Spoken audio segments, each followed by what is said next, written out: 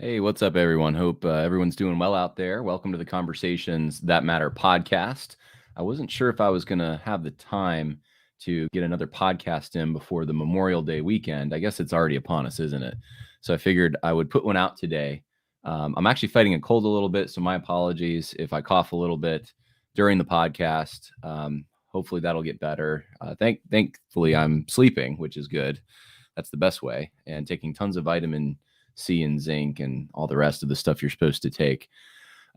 Anyway, it's a beautiful day out there, and the roads are just jammed with people going to the mountains and to the beaches for Memorial Day. Maybe some of you are out there traveling right now listening to this podcast.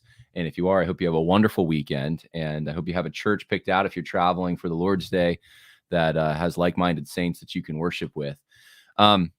There's a couple of things I want to talk about. The main thing, of course, is in the title. I want to talk about this shift that's taken place over the last 60, 70 years on how conservatives, or I should say people on the right politically in the United States, think of Nazis and critique Nazis and where they see Nazism being manifested. Now, this is something that I'm sure other people have thought about this. Did I say Memorial Day? Someone's correcting me. Labor Day. If I said Memorial Day, my apologies. Labor Day, yes. Which is we won't go into the origins of Labor Day today. That would enjoy it. I still think you should enjoy it, even if the origins of it maybe aren't. It's a fake holiday to me. But anyway, I let it out. Okay. The reason I think it's important, the subject at hand, is because I have noticed a lot of people on the right critiquing conservatives, paleo-conservatives, traditional Christians, Christian nationalists, cultural Christians, people supposedly on the right, mind you, and using the same kind of smears the left uses. And this got me to thinking, and I thought, I'm sure other people have delved into this and studied this. I just don't know where. I don't know who did it and where they did it. Maybe there's an article somewhere, but I figured since I couldn't find one, I would write my own. And so I'm hoping to get this published at, I don't know, somewhere that would be willing to publish it, somewhere like American Reformer or Chronicles Magazine. If not, I'll just self-publish it. But I wanted to discuss the contents in that article, and I took about a day earlier this week to write that, and so that's the main thing we're going to talk about today. Of course, though, I also have other things. I want to talk to you about a Richard Dawkins clip I just saw like an hour ago that I said I got to share this with the podcast audience. This is really your brain on classical liberalism. It really is. It's really crazy what Richard Dawkins proposes, and it's consistent though with, I think, the overriding philosophy that even people on the right in the last 20 years, 30 years have just taken for granted, and it doesn't work anymore. And so I'm going to show that to you. And then we'll talk a little bit about God's law. I know I put some Twitter posts out there that people are commenting on. And some people, I think, are perhaps confused or misunderstanding, or maybe I'm just not being clear. So I'm going to take a few minutes to just probably cause myself more grief and controversy, but it's worth it. It's worth it. We're going to talk a little bit about the application of God's law to modern times, modern situations. So I don't want to go into detail on that. I actually have an episode brewing in my mind on that entire subject, where we'll talk about how theologians have looked at that subject. But I just want to give you my 2 cents on it, my opinion, where I'm at, so there's no misunderstanding. So hopefully that sounds good to everyone. Before we get into all that, though, I have a little video to share with you. This is an invite from Chef Lance Nidahara, and he's a friend of mine.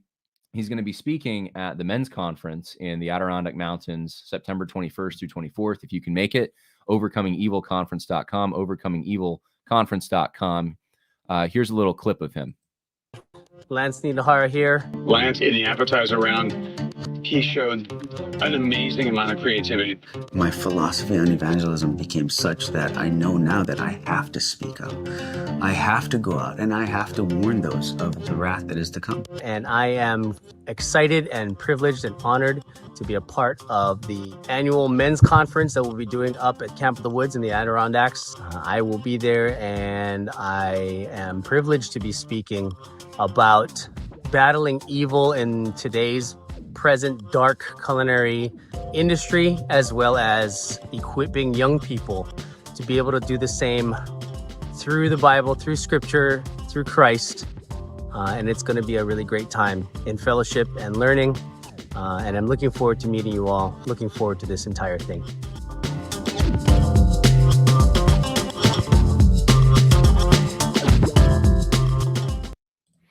Well, there you have it.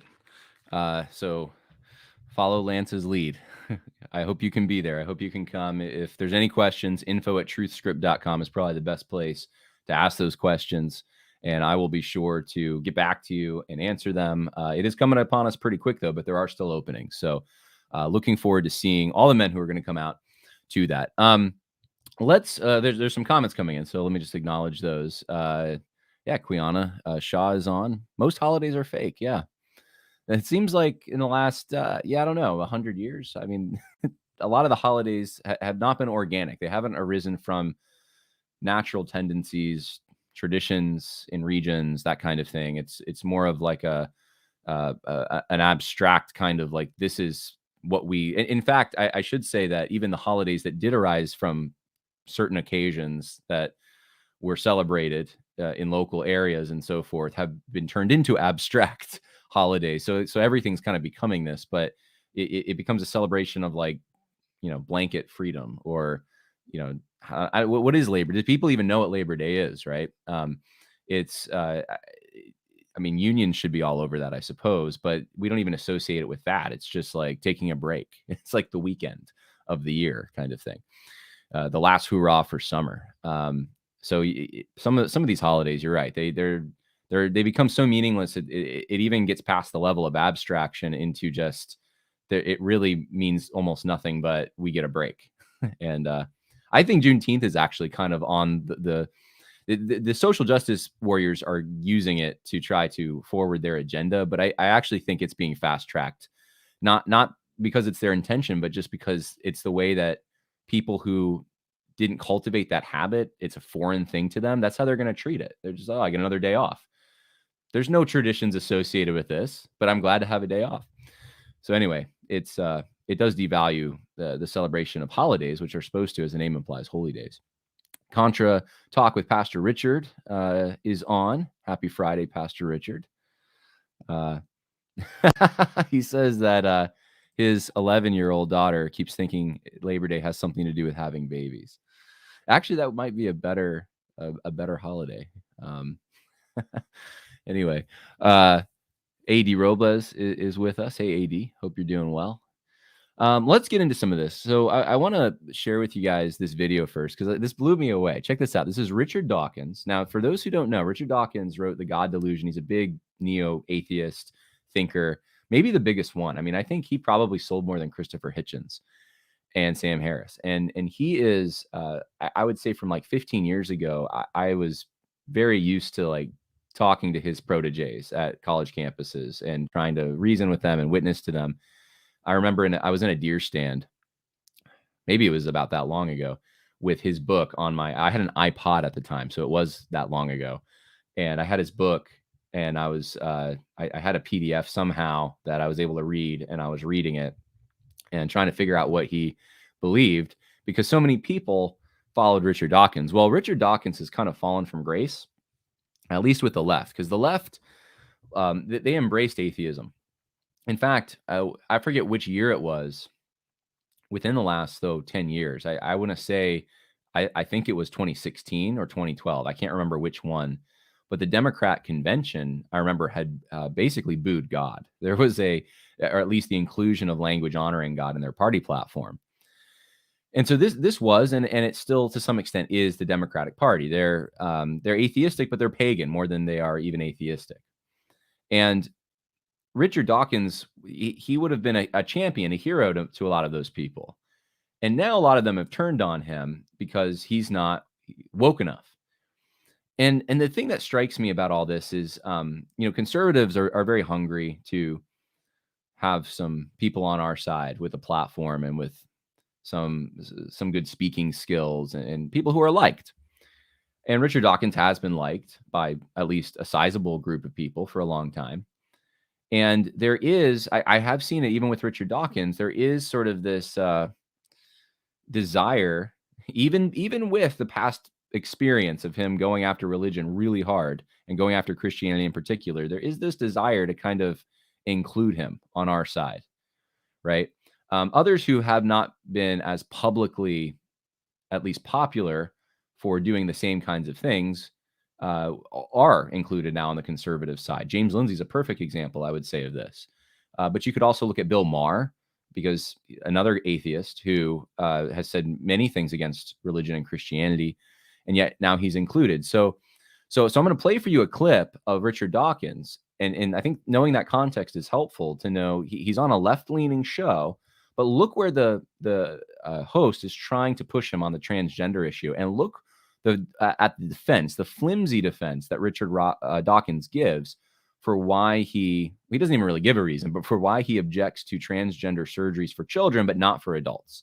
Here's Richard Dawkins. Out, for example, things like arresting doctors who provide certain gender-affirming care, as it's called. Maybe you have an issue with the term or not, but what about the arresting of doctors, for example? Does that not start to bite a little bit to... Oh, sorry, go ahead. Which doctors have doctors been arrested for that? No, these are bills that have been proposed in the United States. It has not happened, to my knowledge, fortunately.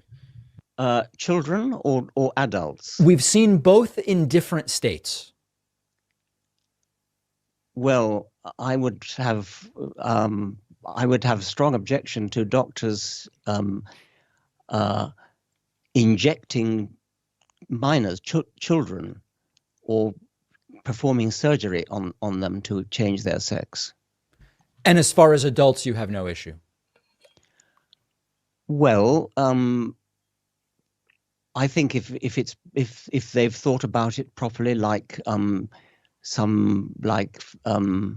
Jan Morris, for example, who I read years ago, one of the first of trans people that I read and greatly respected, her struggle that she went through in order to change sex from male to female. She really put herself through it, and clearly sincere, clearly suffered from gender dysphoria, no doubt about that. And I take my hat off to her and to the doctors who helped her.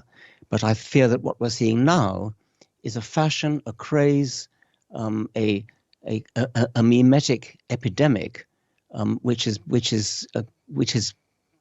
spreading like an epidemic of measles or something like that. I'm trying to make sense of that. I mean, it doesn't really make sense. He's struggling he's pausing, he's having to think about it. And there's nothing wrong with that if you haven't thought about something, but this has been a hot button issue for a few years now, at least since 2020, and especially in Britain. And he's clueless on how to navigate this. It's really sad to me in a way, because he has Darwin in the background, as someone just pointed out. He's got a bust of Darwin, and he claims to be this rational thinker. He believes in reason. That's one of the things, if you read Dawkins, you're going to see over and over and over, is the supremacy of reason over the superstitions of religion and the bigotries of tradition. And reason is going to be the thing that really advances us. And we should throw away all those antiquated notions of tradition, religion, and ties to the past, and embrace our evolution, but also embrace the what makes sense to human beings. And so he's a rationalist. I guess there's no other way to say it. And he's also a materialist, and which doesn't really jive, because to him it would be in your brain things sparking off, things, chemical reactions that are actually causing this reason in the first place. So there isn't the intangibles don't have a way to even exist in the materialist world that Richard Dawkins believes in. But the whole idea is that things can be like a mathematical equation. We can approach almost every problem that way. Things can be approached in this rational way. So where's the rational way? Where's the evolutionary biological way to approach the issue of transgenderism, right? You would think that if you were at least trying to be consistent, you would look at that as an inhibiting mutation, right? Like people who claim to have this, they're not procreating.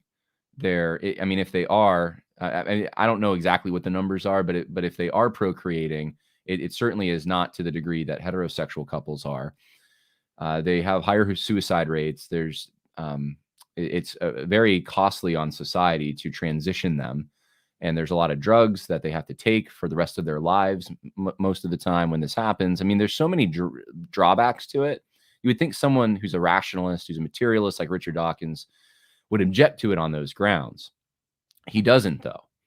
And I'm not even saying that would be a completely rational objection. I don't think his understanding of reality, his philosophy of life makes sense. So there's going to be problems with it. But he chooses not to go that direction, which that would be, I would think, the low-hanging fruit for him. It would also give him a lot of blowback. He'd have to actively be against transgenderism in order to take that stance. And Charles Darwin would have probably, I mean, he didn't face these same things, but he would have done something like that, right? We're in a new era, though. And Richard Dawkins decides to make this separation. And I've seen others make this separation. And I think this is going to be in conservative elite circles. There's going to be a split on this. There are those who want children to be exempted from this. Don't hurt the children. And the whole idea of don't hurt the children, which is a appropriate idea. We should understand that children are, there's less wisdom there. They're less able to make the decisions that they are being trained for, that they will be able to make at a later point in their life. There is development, right? Even Jesus, it says, grew in wisdom and stature, in favor with God and man. So children are to be protected. If you cause one of them to stumble, better that a millstone were hung around your neck. So he's detecting something that is true, right? And so there is this category of protecting kids.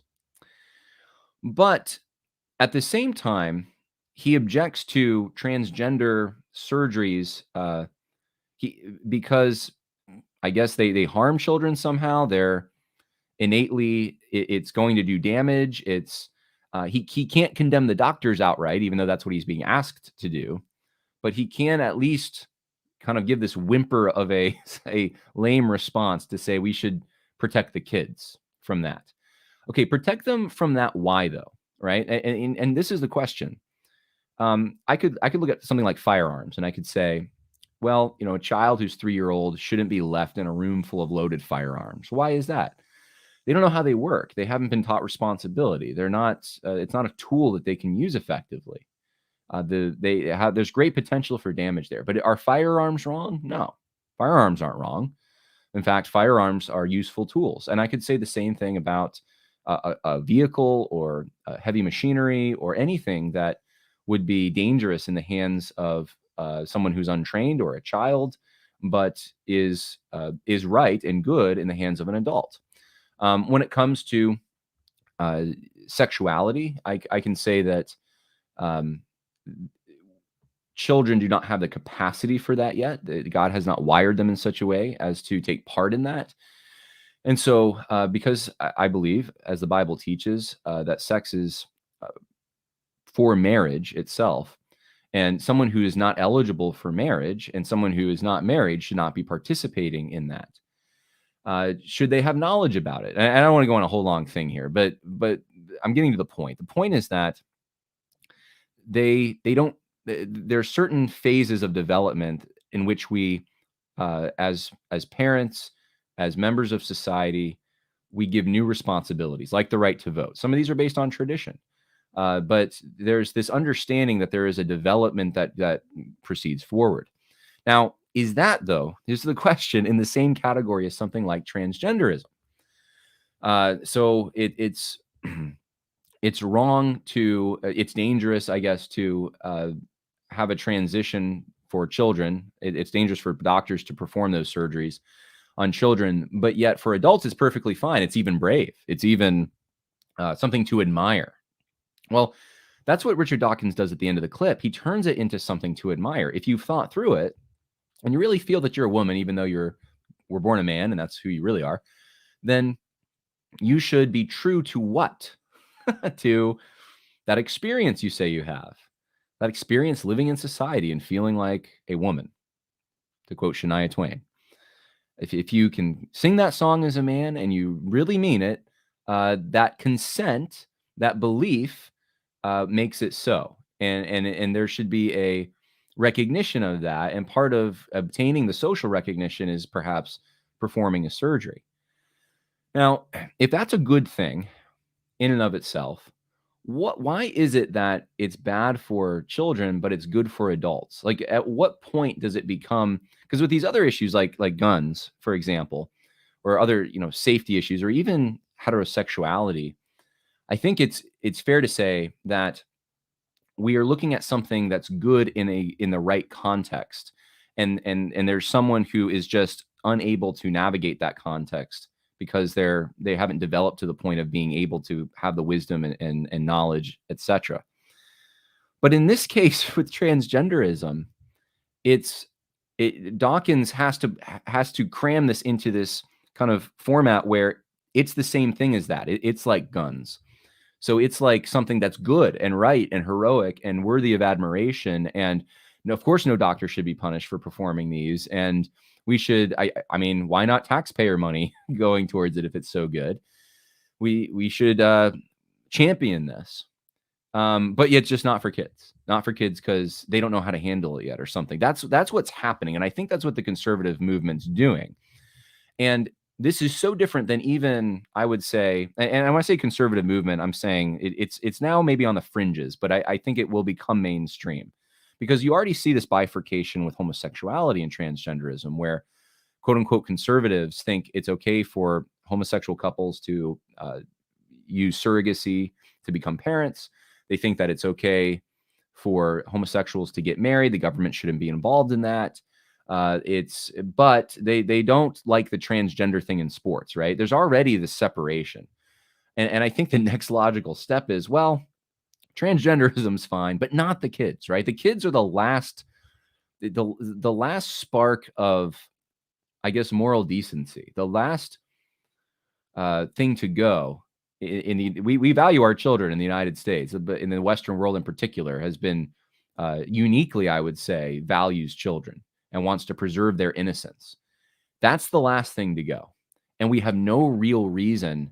It's this flimsy consent thing that's holding the whole tidewater back. We have no reason to expect that that's going to hold because it's built on nothing less than our choice. And then this idea that making choices are good. If you make a choice, you just have to be able to handle that choice. You just have to be able to make that choice and have it be your own choice and not with the influence of someone else, as children are apt to be influenced.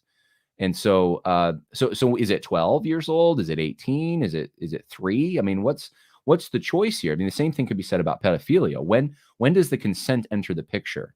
What's missing, though, is the idea of virtue and telos, that there's actually purpose baked into creation. There's expectations and responsibilities and obligations we have. And so the growth period is to be able to fill those obligations, fulfill them, to benefit your fellow man, to live in the order that God has established, right? I'm not talking about the gospel. I'm not talking about any of that yet. I'm just saying the way that God set up from creation, there's a purpose in that. And so and that's how traditionally everyone really, up until pretty recently in the Western world, would have viewed the difference between being a child and being an adult. And now that's all changing. It's not about developing into something that's rooted in God's creation. It's just about like passing an exam so that you can go and fulfill whatever desires you have. That's all it is. And so when you're 18, you can vote, and when you're 21, you can drink. And there's all these different ages that you can do different things at. And we're saying now that sexuality is just like this, in the sense that it also is good in and of itself, no matter what choice you make sexually. You just have to prove at a certain age that you're able to handle that. Why? Why? Why not? Why one age and not another? What is the damage if you if you have this desire, let's say at 12 or 13? Why is that not brave? How come this person who's 25 is brave when they make that transition, but not the person who's 13? And we need to protect them. What are we protecting them from exactly? Right? The only thing that's holding this back is, well, they're just not capable. I don't know. There's some 13-year-olds who seem pretty capable, right? Once that argument falls and you have a smart 13-year-old or something, you just open the floodgates for kids. There's nothing holding it back. So that's just my 2 cents on it. I just think it's silly, and it's just not something that we've heard really before, but we're going to hear it a lot, I think, in the coming years. And it's the big mistake, I think, that politically conservatives, and I suppose Christians to some extent too, it's a mistake that they've made in platforming atheists and people who are just so they're so antithetical to a Christian understanding of reality. Not that you can't be co-belligerents on things, but this is where it leads. This is your brain on classical liberalism. Richard Dawkins isn't woke. Remember, this is not a guy who's supposedly woke. He's anti-woke, and the woke people don't like him. And yet he's saying that it's a brave, it's a really noble thing for someone who's an adult, at least, to pursue changing their gender. I don't know. Seems pretty woke to me, right? Well, his whole idea is based on, though, consent and looking at individual humans as autonomous and able to make these decisions. So I think it's more in a classical liberal framework. And so I wanted to share that with you. I thought that was pretty crazy. Let's get into the main topic. I think that's, oh no, I had one more thing, but you know what? Let's save that because I've already been going about 26 minutes. So let's get into the main topic. Lots of comments coming in. Yeah. Richard Dawkins does go wobbly at times, as we see in the video. We need Christians to stand on the word without wavering. That's very true. You know who else is? Joe Biden. I just saw Joe Biden the other day is going pretty wobbly as well. Joe Biden and Mitch McConnell. Mitch McConnell is actually who I was thinking of. I'm getting him confused now because they're acting the same exact way. It's crazy. All right, let's get into the Nazi stuff. All right, one more comment. John Philip Brooks says, okay, so why do conservatives criticize male to female transgender people so much more severely than female to male transgender people? I don't know. I haven't noticed that. Do they do that? I guess so. Yeah, it seems more prevalent to me. Maybe I'm wrong on that, but it does seem more prevalent to me. I don't know. Maybe someone else in the chat can answer that question. Okay, let's talk about this. I have this on a Word perfect document. That's the I'm kind of weird. I don't really use Word.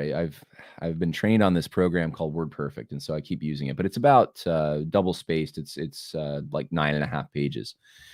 So I'm gonna read some of it to you and just talk about this because I think it's fascinating and it's important for us to understand.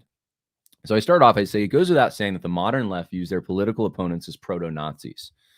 This, of course, puts them in the enviable position of wearing the white hat regardless of the strength of their arguments. The sheer volume of media attacks on Donald Trump for somehow gleaning from Adolf Hitler is overwhelming. Just recently, Vox carried the subtitle, "Trump isn't Hitler, but when it comes to the courts, he successfully is borrowing from the Nazis' playbook." The association this time is that in the same way Hitler used his arrest for the Munich beer hall putsch to promote himself, so Trump is also using his arrest for election interference to promote his candidacy. So in other words, there's this very loose tie that you could try to make and say, well, Hitler was elected for trying to overthrow or arrested for trying to overthrow the government, and Trump's also being arrested, and therefore they must be the same person. Of course, modern leftists fail to see the parallels between their leaders and Nazis on things like race obsession, healthcare, and environmental policies. Only conservatives are guilty of adopting Nazi beliefs. I mean, it's just so obvious. I mean, you're not seeing articles from the left paralleling Hitler with their own heroes. He's not like Gramsci. He's not like Nelson Mandela. He's not like Martin Luther King Jr., all these guys were in jail cells writing stuff. Because, and that's how you know about them, because that's where they wrote their stuff, is in jail cells. And from these jail cells, they were able to acquire an audience. And it was because they were threats in different ways, but threats to the government. Ironically, modern conservatives foolishly seem determined to appropriate this lazy smear for themselves as a defense mechanism and as a way to convince their voter base that political progressives are the true Nazis and thus win the moral high ground. Before adopting this tactic, it is wise to consider where it came from, who benefits from it, and how conservatives traditionally critiqued Nazism. So this is, I think, foolhardy from the beginning. And I'm sure that I've fallen into this before, probably not recently, but I was influenced to some extent from some neoconservatives. I mean, I read Jonah Goldberg's book, Liberal Fascism, and thought it was like one of the best things when I read it. And there are some interesting things in it, but it's overall, I think it's probably, I wouldn't recommend it at this point. I'll put it that way. And I really thought that conservatives would politically win if we were able to show that the left were the true Nazis, because we all know the Nazis are bad, right? We all grew up with the World War II movies and video games, and we know the Nazis are bad. In fact, I was talking to a friend of mine the other day, and we were talking about first-person shooter video games. And we were talking about how, like, you don't have like War of 1812 or French Revolution or Napoleonic Wars, or you don't really have a lot of World War I stuff, even certainly not Civil War, Revolutionary War, first-person shooters. Why is that? And there's like tons of World War II. Like, we just keep killing Nazis in video games. And so it's just part of what we're used to. And so if that's the big villain, if that's the worst imaginable thing is to be a Nazi, then whoever gets to paint the other side as the true Nazis will gain a political advantage. And so the left has cultivated this, and of course, they have their reasons for being anti-Nazi, because the Nazis were National Socialists and they were International Socialists. So they were sworn enemies in Germany, and they have continued to be sworn enemies. In fact, you can see even remnants of this playing out in the Russia-Ukraine struggle, because Ukraine, there's regiments that have Nazi-esque, neo-Nazi sympathies. They use Nazi symbols, etc., fighting Russian units who, while they're not Soviets now, there's still a history there. And so, so this hasn't really gone away, but that's not the only critique of Nazism. In fact, it's not even the strongest critique of Nazism. And it's kind of insane, I think, for conservatives to just buy into that moral framework that the Nazis are, of course, the worst thing that could ever be. There's all kinds. In fact, the current threats are totalitarianism from globalists who, maybe you could say they resemble the Nazis in some ways, but they really more resemble kind of like they're really more classical liberal, to be honest. That's formed a totalitarianism. There's threats, of course, from the actual communist world as well. There's threats simply from moral degeneracy. And, the left is like, someone told me this years ago, and I thought it stuck with me. So why do you keep calling the left Nazis? They're basically a suicide cult. They're like Jim Jones. I mean, compare them to that. I mean, that's really what they are. And I was like, yeah, that's actually, I mean, that's much worse in a way. It's not to say Nazis are good. It's just to say that they're not the big threat right this second. And it's easy to take an already defeated threat from years ago, to recycle it, and to just keep trying to smear today's opponents as part of that same threat, to categorize them that way. Because you don't have to think, really. You don't have to do any philosophical work. You don't have to understand the roots of a particular ideology. You can just say it's that same old ideology we've always hated. So when the left starts doing crazy stuff, I would just say, let's suppress that urge to call them Nazis, or even, racists, or even, Klansmen or whatever. The Democrat Party is the real racist. That it doesn't faze them at all. And all it does is teach our side that that's the worst thing imaginable. So we buy into the left's framework when we do that. Very foolish thing to do, but we've been doing it, unfortunately, for, I'd say it got mainstream probably within the last 15 years, but it's been going on in conservative intellectual circles for longer. So during, well, let's start actually here. The first thing that I talk about is the Frankfurt School psychologist Theodor Adorno. And in 1950, he wrote a book called The Authoritarian Personality. This is only 3 years after the Paris peace treaties were signed. And he suggested things like parental authority, traditional gender roles, family pride, preserving heterosexuality, defending American culture, and Christian beliefs signaled implicit pre-fascist tendencies. So you're not quite a fascist, but you're getting there if you hold to these things. These things, and this isn't, there was more than just that, but these were things that he thought were threats. And you can see the modern left using all of these. Of course, university programs use these in their psychology departments. Now, 2 years after this point, after this book was published, you can see this already playing out in the 1952 Democrat campaign for the White House. And President Harry Truman, he wasn't running. In fact, I'm trying to remember the name of the guy who was running at that time. I should probably look it up. No one remembers the losers of these things if they don't have a future in politics. It was a guy by the name of Adlai Stevenson. So Adlai Stevenson, and he did not, we could probably call this a landslide. I mean, Eisenhower really did beat him. He only got 89 in the electoral vote, 89 electoral votes, and then President Eisenhower got 442.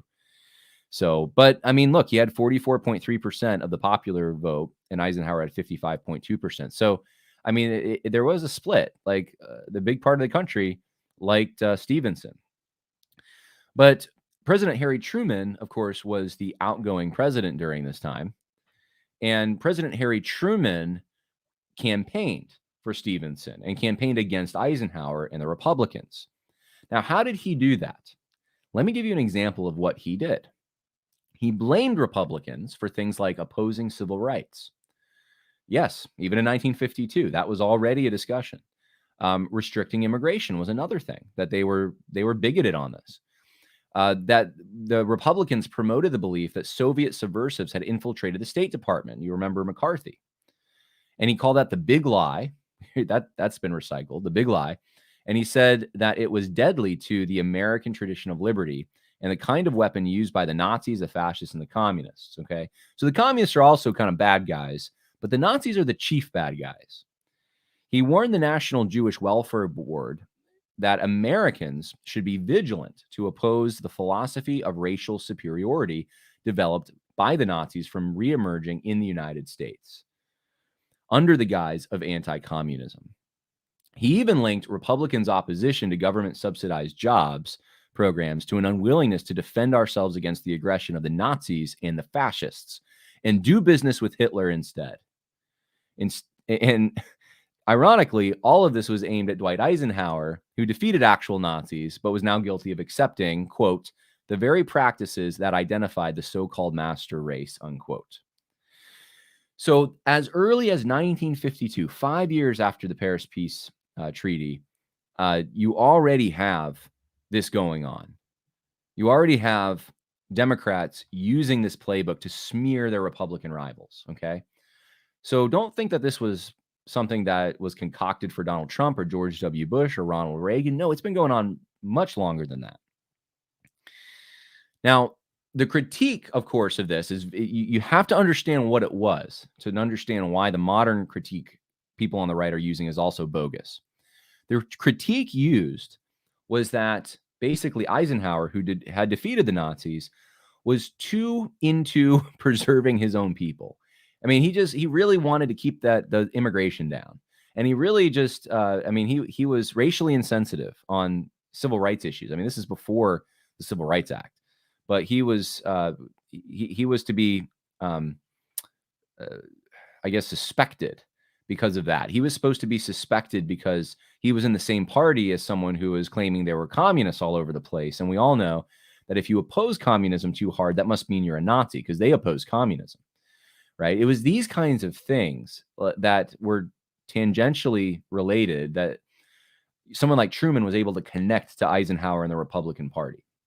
And he wasn't successful. Eisenhower won, which, you would think Republicans tried that and it didn't work. They would go back to the drawing board and they would trash their former plans. But Democrats don't do that because they're ideologues.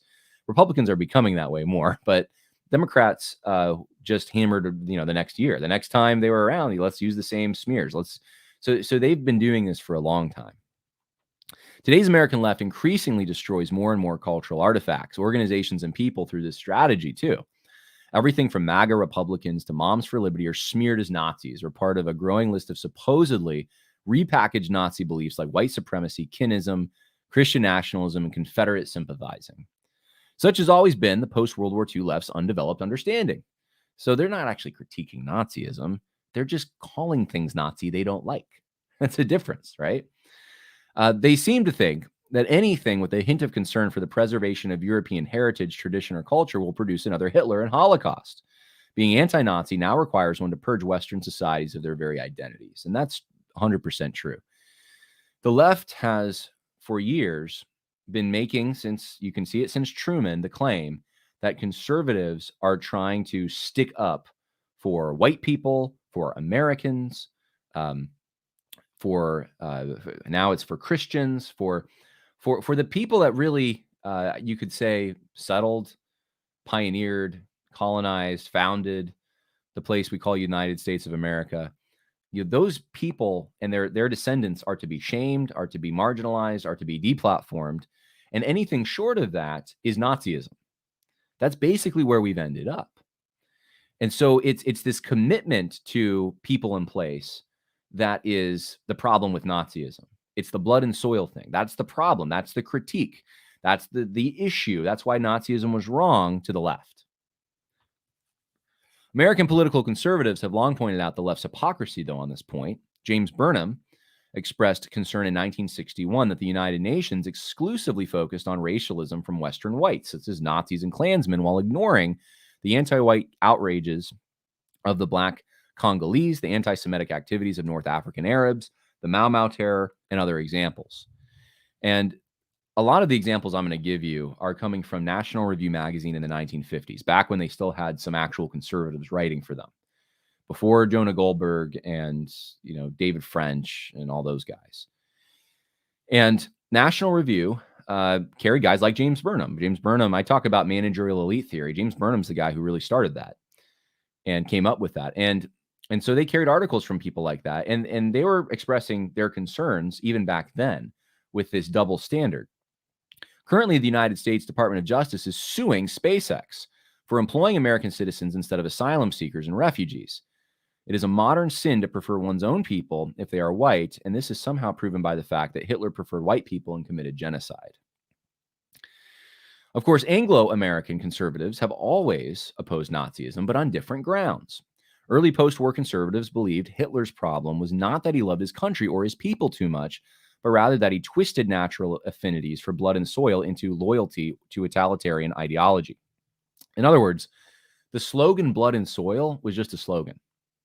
Didn't really mean that at least the upper echelon, that they really cared about blood and soil. They cared about an ideology they had. They were willing to violate sovereign borders. They were willing to jail their own people for political crimes that were not political crimes before the Nazis had arisen. Just blaspheming the state. They were willing to kill even parts of their own populations within their borders in order to purify their race, quote unquote. They demanded allegiance to this abstraction, and Hitler became basically an abstracted person in the minds of many. They saw little difference between the conservatives saw little difference between Nazism and Bolshevism on this point. So communism. Neither fascism nor communism were capable of achieving their ideal world, and thus produced rulers committed to fantasies that destroyed the lives of the people they claimed to love. Gerhard Niemeyer asked, does it make sense when people, in the name of the good life, initiate wholesale purges, liquidate entire classes of a population, insist on prescribing the detailed structure of a faraway society, maintain an army of spies, and spy against those spies? The obvious answer is no. And this was written, that particular quote, I believe, is from 1957.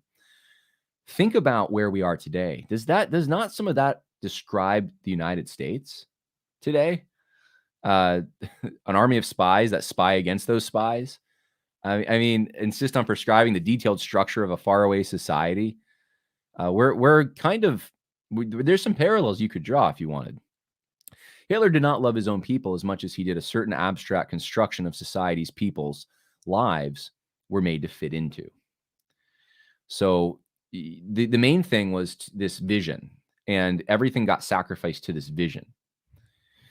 National Socialists worked to achieve what Erich von, and now I can't say this guy's name, but Kunelt Leden called an irrational mixture of biology and collectivism, and conservatives critiqued them on both counts. Now, this is a gentleman who he wrote for National Review quite a bit. They objected to the way Nazis declassed and denied many privileges to non-Aryans, which forced upon society a new disruptive hierarchy. They disagreed with the novel ways Nazis imagined Jews to be less than people. They pointed out how Nazis developed a welfare state which suppressed individual freedom to live, think, and work. This was the opposite of conservatism, which sought to preserve traditional arrangements formed by providence over time through experience.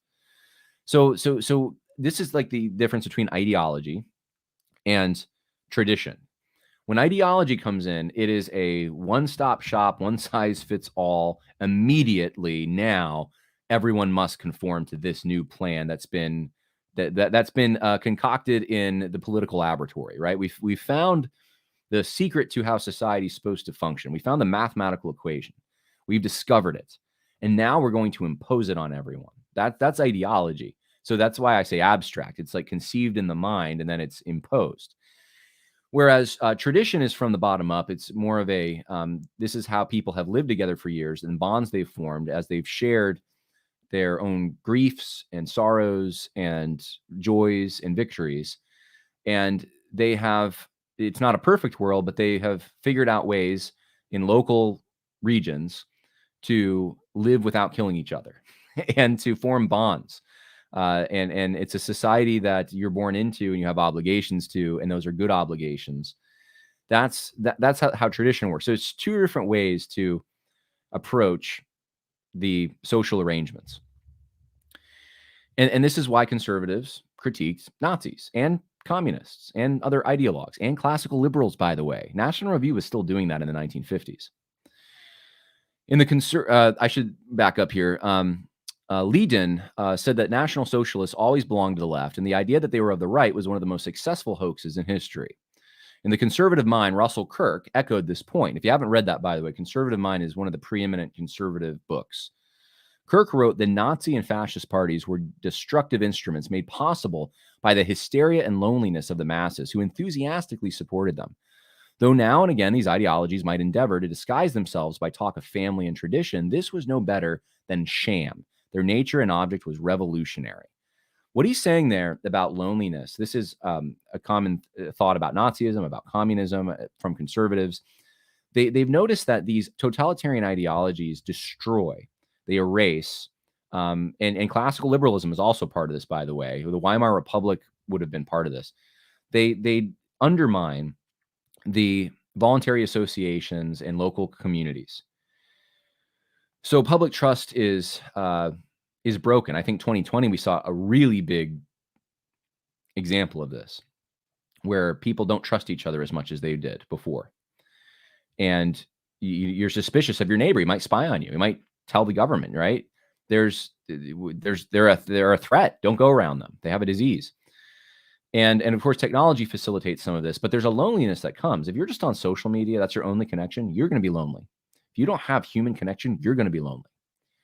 And if you're lonely, what can fill that place, or at least promise you that they're going to fulfill your needs and give you a sense of identity and purpose? Well, a far-off political party is going to appeal to you more than even the local surroundings that should be in place and working effectively, but they're not, because the family's broken down, community's broken down, etc. So their object was revolutionary. Conservatism and Nazism were mortal enemies by nature. One way to show this clearly is to examine the way National Socialists viewed religion. Nazi leadership believed Christianity competed with their ideology. So Hitler mocked Christianity as a Jewish belief. He said, quote, "I will not tolerate it if a parson meddles in earthly affairs. The organized line must be broken so that the state is absolute Lord," unquote. And you wonder how some of the more pietistic leaning Christians today would deal with this. We can see an example in history of how they dealt with Hitler. It wasn't good. Heinrich Himmler said, "We shall not rest until we have rooted out Christianity." As a result, the state agents seized most church property, routinely accused ministers of financial misconduct or sexual perversion, eliminated parachurch ministries and information outlets, and arrested thousands of clergy. When jurist Hermuth James von Moltke was condemned to death in 1945 for consulting with clergy on the practical ethical demands of Christianity, he said, "Christianity and we, National Socialists, have one thing in common, and only one thing. We claim the whole man." This aggressive opposition to Christianity resembled what took place during the French Revolution. Now, this is another good way to look at ideology, right? Ideology claims the whole man. It's totalitarian by nature. It's every part of you must be chained into this common pursuit of some kind. Tradition doesn't do that. Christian civilization, Christian tradition doesn't do that. It assumes that your life should be for the glory of God, but it doesn't formulate that in a church or a state or really any institution that you must now, a human institution that you must give all your allegiance to. And there's purpose and there's telos, but it's not subsumed and organized by some human institution. There's what we call providence that directs things over time in a more gradual fashion. Russell Kirk applied Edmund Burke's critiques of the French Revolution to 20th century tyrants who religiously prioritized the will of the modern state over people's natural interests. In both communism, Jacobinism, I guess not communism, but proto-communism, Marx was before Marx, but it was French revolutionary thought, and socialism, the state subordinating every social impulse. Unlike leftists who share their anti-Nazi enthusiasm with communists, Anglo-American conservatives saw their own disagreements represented more in the German state's religious opponents. Friedrich Augustus Voigt wrote, "The people who did most against the Nazis were not the communists, not even the socialists, but the active Christians and the conservatives, the Jesuits, the ministers, the Junkers, the colonels, and the aristocrats." And this is from National Review, 1956. So he's saying, look, it's not the communists who are the major enemy here. He's like, the Christians were the major enemy. James Donahue recounts in a book called Hitler's Conservative Opponents in Bavaria the way that many Bavarian Christians believed the new Germany had departed from values and traditions of which Germany had once been so proud. And this book, I believe, was written in 1961. So not long after. I mean, the generation who fought World War II is still around. And Donahue writes that most of those who were actively opposed to Hitler in the years after 1933 were equally opposed to the old-fashioned 19th century liberalism, as well as Bolshevism. So these people weren't classical liberals. They weren't communists. They weren't fascists. What were they? They opposed National Socialism the way Edmund Burke opposed the French Revolution, by appealing to Christianity, traditional social hierarchy, and private property. They defended the liberty of the church because they believed their religion was true, not because they prized the freedom to worship in a neutral society. This is what today is being called Christian nationalism. Just so you know, the most ardent opposition to Hitler were people that today would be totally branded Christian nationalists. This is who conservatives said in the 1950s were the main opponents of Hitler. They would be branded Christian nationalists today. They weren't classical liberals. They weren't fascists. They weren't communists. They were Christians. And they wanted Christian civilization. This has been lost somewhat.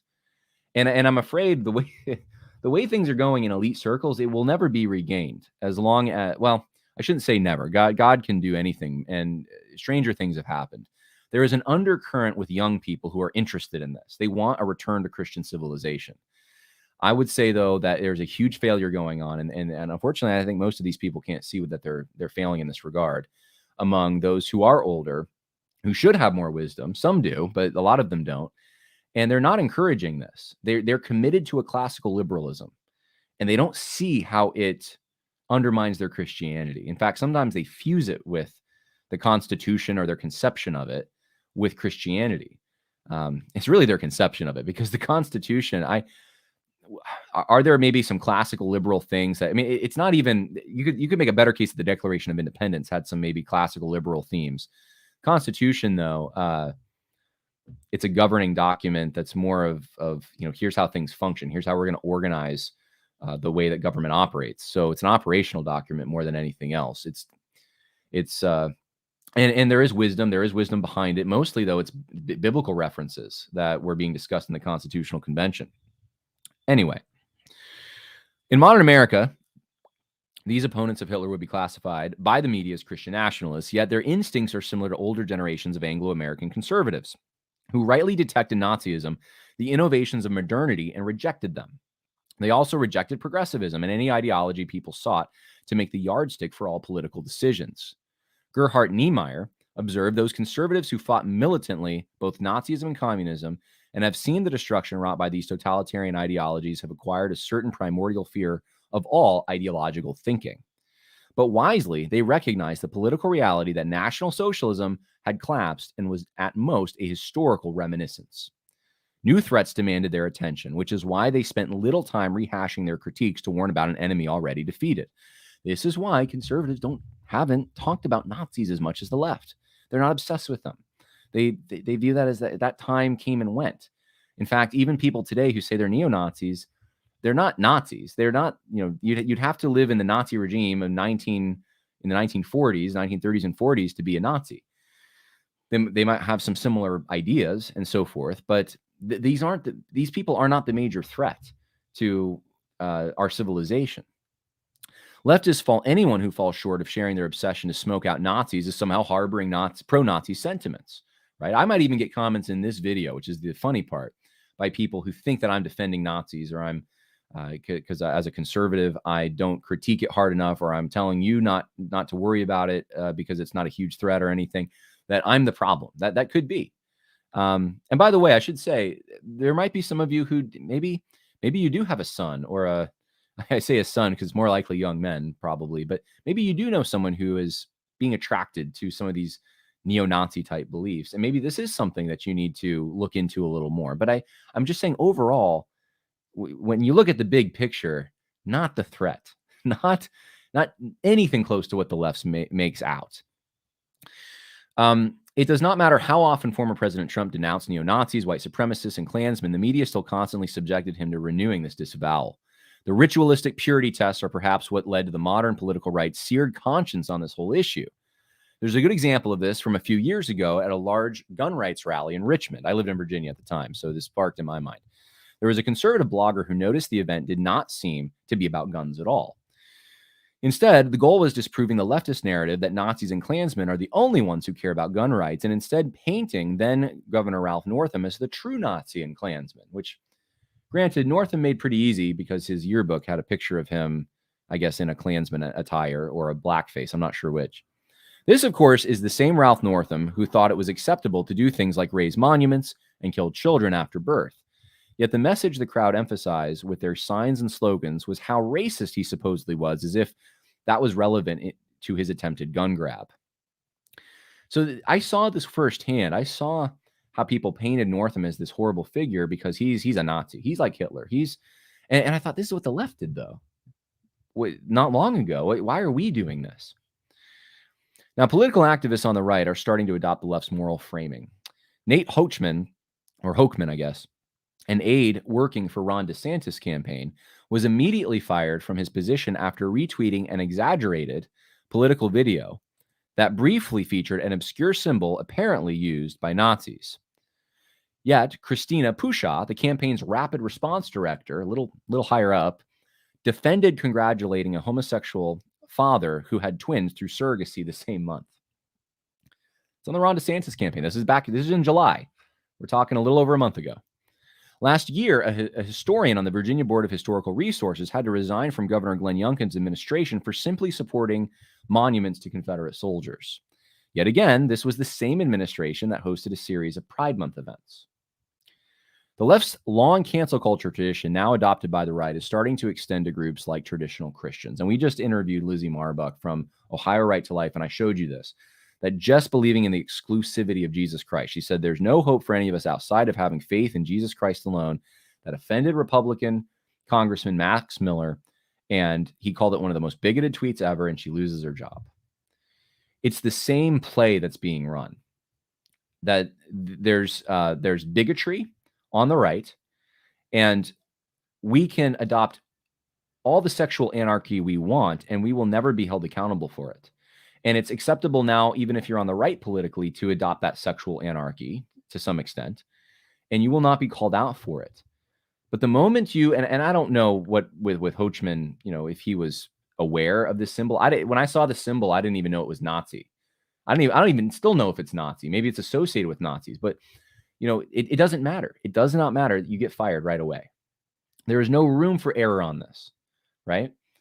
We could talk about other, similar things. There's blasphemy laws that the left has put in place that we abide by, but where there should be separation and regulation and acknowledgement of evil when it comes to transgender and homosexual and things, there isn't. We've lost that, and so we are, I believe, operating now within the left's framework. Even the right is operating within the left's framework. These representative examples of the political right policing themselves are happening during a time when conservative industry leaders seem more concerned with normalizing homosexuality than responding to the left's constant attacks on white people. They conceive of America in ways only progressives used to. America is more the abstract ideas of freedom and equality than it is a tangible place filled with tangible people. As egalitarian sentiments increase, right-wingers follow in the footprints laid down for them by radicals. As a result, gatekeepers in politically right circles are conditioned into suspecting Nazi sympathies simply because someone values a sense of people in place. So we come full circle now. The right is now saying the same thing Harry Truman said in the 50s. That guy likes people in place too much. He wants to make America great again, right? Now that Trump is kind of Trump has his, I guess, contradictions on this in a way. But Trump, one of the things the left had a problem with Trump about was his border policy and the fact that he looked at America not as an idea but as people. And this is in a place, and this is one of the things that now is being critiqued from the right. That there's that if you have that sympathy for people in place, be careful of that. I mean, that could lead to Nazism, or that might be Nazism. This became more clear to me recently as I watched conservative and evangelical Christian outlets try to eviscerate Stephen Wolfe's book, The Case for Christian Nationalism. Though legitimate critiques exist, and I do believe that. I've read probably most of them, and most of them are cheap shots. Most of them aren't well argued. They're lazy. I think Stephen told me there was one that I have yet to read that was actually a good critique. But I'm very open to critiques. In fact, one of the things that I thought when I was reading that book is seems really focused on New England. And I even kind of nudged Stephen this way when I was with him at an event a month or two ago. And just said, or my guess was in April, so it was more than that. But I guess, what I said was that, what about, the South? What about what was going on in Virginia? Because, I'm doing this Virginia First documentary right now. And Virginia really is the headwaters for America, the America that we have today. And there's differences between Virginia and New England. And I would say that the Puritan model actually turned into, if you look historically, it turned into Unitarianism, Transcendentalism, and it went off the rails and now is the current Northeast of today. I mean, and the Bible Belt's in the South. You got to figure out why that is, what led to that. And so I don't even know if I would agree with, and I don't know where Stephen's even at with all of this, but the New England centric approach that looks at everything kind of must serve the common good, or at least they have, let's just put it this way. They had a larger role the government played in society, in regulation, in conforming people. I have a Jeffersonian instinct. I don't care for that. So I could see, I'm just saying that I could see critiques being made along those lines. That those haven't been the critiques, though. Stephen said what many Christian thinkers before him, including Augustine and Calvin, believed, that blood relations, and this is a quote, matter for your ethnicity because your kin have belonged to this people on this land. That was enough, guys. That was enough. I mean, this was obvious to Christians in previous generations. It did not matter that Wolfe clarified he rejected modern racialist principle and was not making a white nationalist argument. He said that. But Paul Matzko in Reason magazine, which is a libertarian magazine, wrote that Wolfe has composed a segregationist political theology. Kevin DeYoung wrote in the review for the Gospel Coalition that Wolff's arguments bore resemblance to certain blood and soil nationalisms of the 19th and 20th centuries. Wonder what they could be. Virgil Walker wrote for G3 Ministries that Wolff's version of nationalism maintains consistency with the kind of German Volkism that paved the way for ethnic German nationalism. Hint, hint, Stephen's a Nazi, or at least he's on his way to becoming one. This, of course, was never the problem political conservatives, though, had with Nazism until very recently. In fact, some of their critiques were that National Socialists did not value people in place enough. They violated sovereign borders, persecuted their own countrymen, and destroyed sacred traditions. They viewed the blood and soil slogan as merely a slogan. To whatever extent they had affinity for their own, it was not the Nazi instinct to replace natural affections with a love for power and ideology. What modern political conservatives fail to see is how their willingness to cancel others for violating egalitarian principles shares more in common with the ideologues they claim to oppose than it does their conservative heritage. And I mean every word of that. The conservatives today who are critiquing, using the rehashed leftist critiques from the 50s, that leftists are using against them, but they're taking them and using them against their right. They're punching right, using them. They are making a grave mistake. And they're hypocrites in a way. They don't see it maybe, but they're hypocrites. Authentic conservatives have a much stronger argument against National Socialism, but it is not one they need to deploy, seeing as how busy they actually are fighting real threats. Younger members of the right are starting to see the failures of the late stage post-war conservatism. The question is whether they will have the opportunity to conserve conservatism by restoring a Christian moral framework that values people in place while rejecting newly adopted ideology. So that's just working through that piece. Because we've been going over an hour, I'm not going to have time to talk about the modern application of God's law. That'll just take too much time. Maybe we'll get to it next week. But yeah, this is where we are. This is the world that we live in. If there's any questions, by the way, or comments, get them in now so I can focus on them before we end the podcast. This is probably going to be the Labor Day podcast. So get those in. I'm looking at the comments right now. A number of you have, Truttle says that Eric von Kunelt Leighton came up twice now for him in this week. That's interesting. I wonder where he came up for. I mean, it's the first time I was reading him, I think, was this previous week, looking in the archives of National Review. And I'm like, who is this guy? Truttle also says, I've had a similar realization before. The left doesn't actually care that the Nazis were murderous. They just dislike the Nazis were loud, energetic, and appealed to a populist sentiment. Yeah, well, I think that the murders, that's the thing with any totalitarianism. That's why Charles Hayward thinks we're going to get violence. I don't know if people saw that, but a few days ago, there was a big kerfuffle on Twitter between Josh Bice of G3 Ministries and Charles Hayward. In my opinion, it was pretty silly because I think Josh Bice was trying to take quotes from Charles Hayward. And then one of the things he wanted to attribute to him was that, well, Charles Hayward, who for those who don't know, Charles Hayward is I don't even know how to describe him completely. He reviews books. I guess you could say he's a bit of a political philosopher, but he has a philosophy called foundationalism. And I'm planning on trying to get him on the program to maybe talk about some of this. But anyway, one of the things that Josh Bice was trying to go after was that he approves of violence somehow. And some of the things he said were just tongue-in-cheek. They were jokes. He wasn't really, it was being sarcastic. It was obvious. It was kind of like when the left looks at some of Trump's comments that are clearly him joking, and they try to write a whole article about how he's promoting violence. And Charles Hayward, though, does actually think, because I've heard an interview with him where he talked about this, that there will be violence inevitably in the United States, more so than we're seeing now, because totalitarianism always has violence. The people who do not conform to the state-approved rigid standards that conform to this very narrow ideology they're killed. They're persecuted. That's just what happens. They're marginalized. They're put in concentration camps and things like that. That's a real fear that could come up at some point. Someone's Cosmic Treason said, Stephen Wolff said that white evangelicals as a group are the lone bulwark against moral insanity in America, and that was critiqued by James White. Worth listening to. Yes, I've heard it.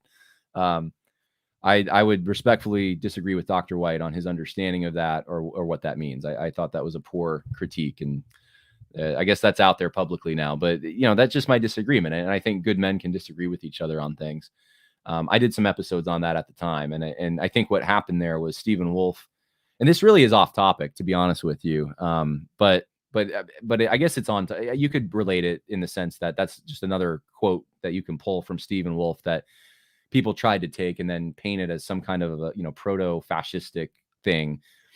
And really he's saying that he was talking about political categories, and people then imposed upon him these theological categories that he didn't mean.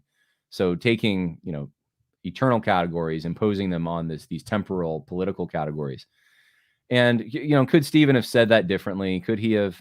Yeah, I suppose so. And he probably, now I think he probably would say that, yeah, maybe I could have said it better. But as soon as you're being called out in those ridiculous ways, there's no reason to back down or apologize, because he didn't do anything technically wrong. He's looking at voting patterns and saying, yeah, it sure seems like white evangelicals tend to vote for conservatives more. Guess what? According to some polling agencies, black evangelicals have a tendency, not all of them, but the vast majority tend to vote for pro-abortion candidates, pro-homosexual candidates, Democrats. Why is that? They have similar beliefs on some things, and they're even categorized as evangelical in some of the polling data.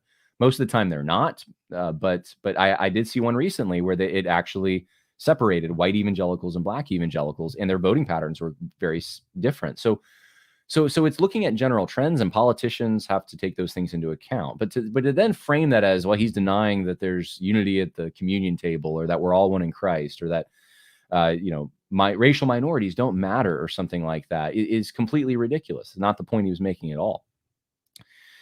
So anyway, yeah, Quiana Shaw says Stephen was right. It's factually correct, and I agree. It is. It's just a fact.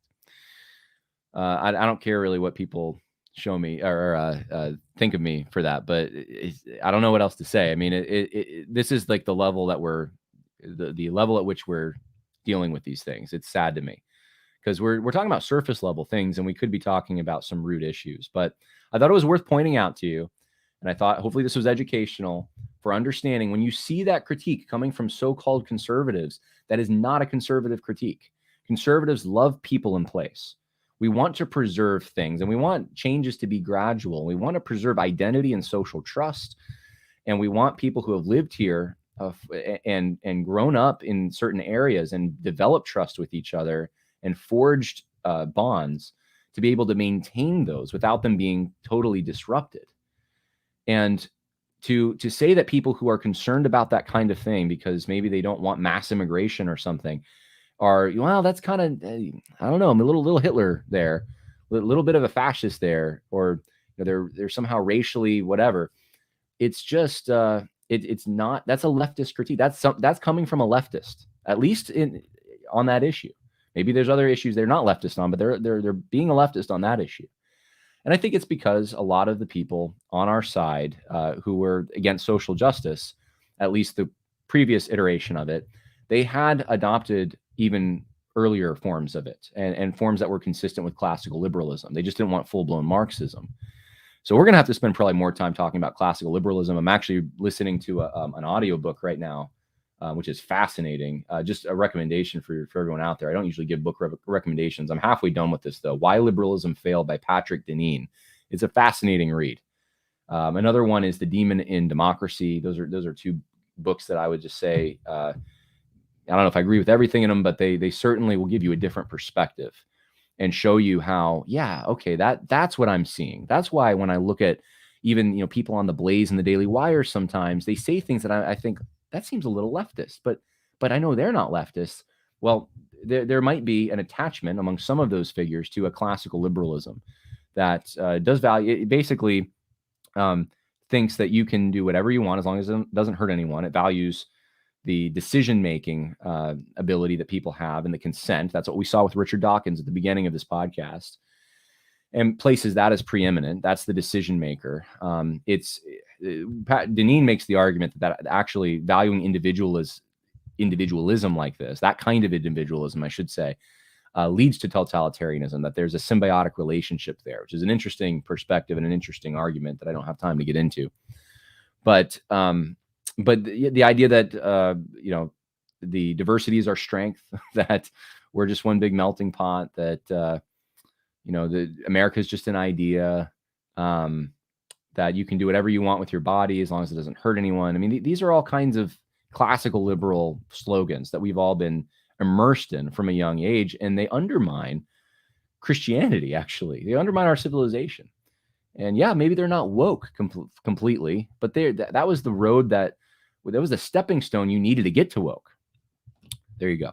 All right, we've been going about an hour and 15 minutes, so I need to stop. But hey, God bless. I hope you have a wonderful weekend and wonderful Lord's Day. More coming. Bye now.